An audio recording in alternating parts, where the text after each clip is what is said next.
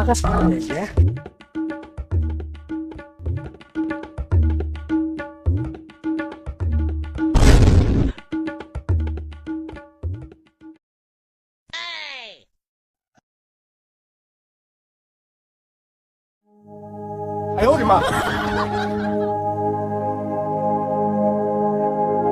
আমি তো জানলার উলিয়ে গেলি বুঝলেন না কোথাও তো হয়ে নিয়ে বন্ধু লদি বই আর বন্ধু একটা তফসি হওয়া দেখলাম।